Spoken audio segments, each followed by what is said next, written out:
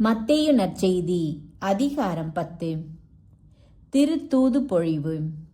12 திருத்தூதர். இயேசு தம் சீடர் 12 தம்மிடம் வரவழைத்தார். தீய ஆவிகளை ஓட்டவும் நோய் நொடிகளை குணமாக்கவும் அவர்களுக்கு அதிகாரம் அளித்தார். இத்திருத்தூதர் 12 பெயர்கள் பின்வருமாறு: முதலாவது பேதுரு என்னும் சீமோன், அடுத்து அவருடைய சகோதரர் அந்திரேயா, செபதேயுவின் மகன் யாக்கோபு, அவருடைய சகோதரர் யோவான், பிலிப்பு, பார்த்தலேமியு, தோமா, வரி தண்டினவராகிய மத்தேயு, அல்பேயுவின் மகன் யாக்கோபு, ததேயு, தீவிரவாதியாய் இருந்த சீமோன், இயேசுவை காட்டிக் கொடுத்த யூதாசு இஸ்காரியோத்து. திருத்தூதர்கள் அனுப்பப்படுதல்.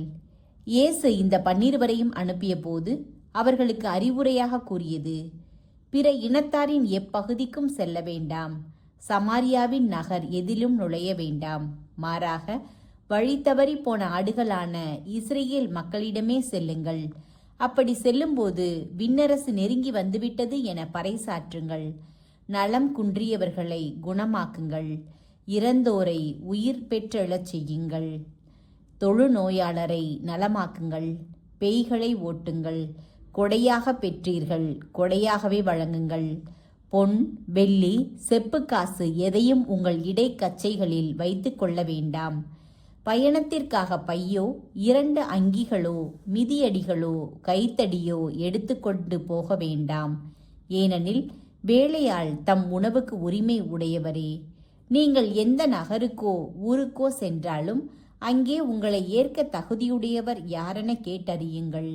அங்கிருந்து புறப்படும் வரை அவரோடு தங்கியிருங்கள். அந்த வீட்டுக்குள் செல்லும் போதே வீட்டாருக்கு வாழ்த்து கூறுங்கள். வீட்டார் தகுதி உள்ளவராயிருந்தால் நீங்கள் வாழ்த்தி கூறிய அமைதி அவர்கள் மேல் தங்கட்டும்.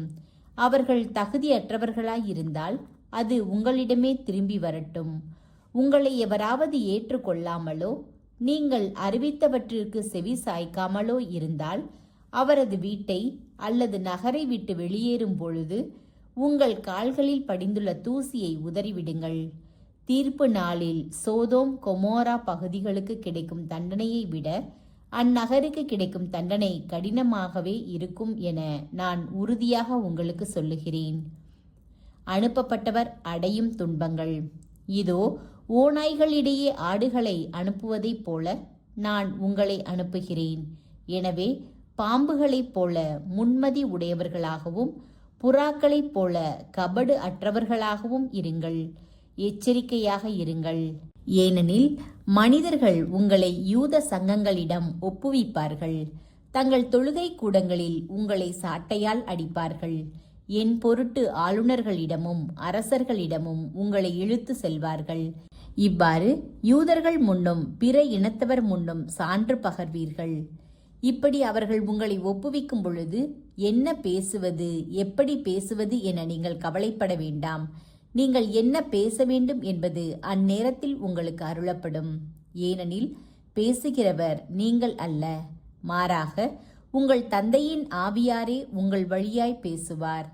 சகோதர சகோதரிகள் தம் உடன் சகோதர சகோதரிகளையும் தந்தையர் பிள்ளைகளையும் கொல்வதற்கென ஒப்புவிப்பார்கள். பிள்ளைகள் பெற்றோர்க்கு எதிராக எழுந்து அவர்களை கொல்வார்கள். என் பெயரின் பொருட்டு உங்களை எல்லாரும் வெறுப்பர். இறுதி வரை மன உறுதியுடன் இருப்போரே மீட்கப்படுவர். அவர்கள் உங்களை ஒரு நகரில் துன்புறுத்தினால் வேறொரு நகருக்கு ஓடிப்போங்கள். மானிட மகனின் வருகைக்கு முன் நீங்கள் இஸ்ரேலின் எல்லா நகர்களையும் சுற்றி முடித்திருக்க மாட்டீர்கள் என உறுதியாகவே உங்களுக்கு சொல்லுகிறேன். சீடர் குருவை விட பெரியவர் அல்லர், பணியாளரும் தம் தலைவரை விட பெரியவர் அல்லர். சீடர் தம் குருவைப் போல் ஆகட்டும், பணியாளர் தம் தலைவரைப் போல் ஆகட்டும். அதுவே போதும். வீட்டு தலைவரையே பெயல் செபுல் என அழைப்பவர்கள் வீட்டாரை பற்றி இன்னும் தரக்குறைவாக பேச மாட்டார்களா? அஞ்சாதீர்கள். எனவே அவர்களுக்கு அஞ்ச வேண்டாம். ஏனெனில் வெளிப்படாதவாறு மூடப்பட்டிருப்பது ஒன்றும் இல்லை, அறிய முடியாதவாறு மறைந்திருப்பதும் ஒன்றுமில்லை. நான் உங்களுக்கு இருளில் சொல்வதை நீங்கள் ஒளியில் கூறுங்கள்.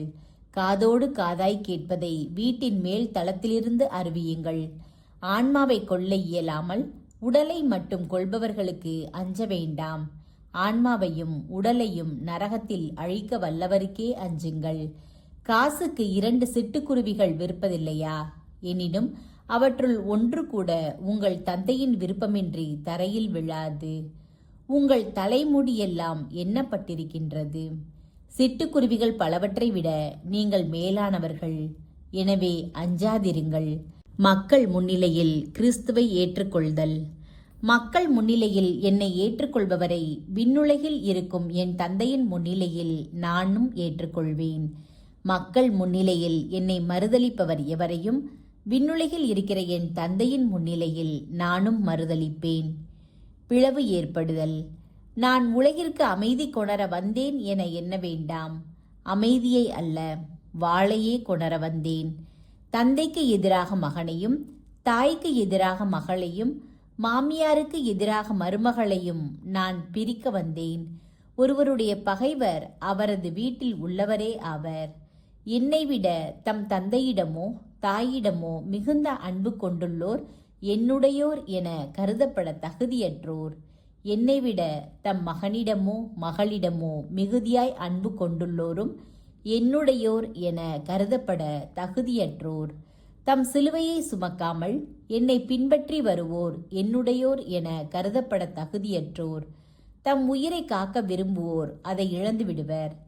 என் பொருட்டு தம் உயிரை இழப்பவரோ அதை காத்து கொள்வர். கைமாறு பெறுதல். உங்களை ஏற்றுக்கொள்பவர் என்னை ஏற்றுக்கொள்கிறார். என்னை ஏற்றுக்கொள்பவரோ என்னை அனுப்பினவரையே ஏற்றுக்கொள்கிறார். இறைவாக்கினர் ஒருவரை அவர் இறைவாக்கினர் என்பதால் ஏற்றுக்கொள்பவர் இறைவாக்கினருக்குரிய கைமாறு பெறுவார். நேர்மையாளர் ஒருவரை அவர் நேர்மையாளர் என்பதால் ஏற்றுக்கொள்பவர் நேர்மையாளருக்குரிய கைமாறு பெறுவார். இச்சிறியோருள் ஒருவருக்கு அவர் என் சீடர் என்பதால் ஒரு கிண்ணம் குளிர்ந்த நீராவது கொடுப்பவரும் தம் கைமாறு பெறாமல் போகார் என உறுதியாக உங்களுக்கு சொல்கிறேன்.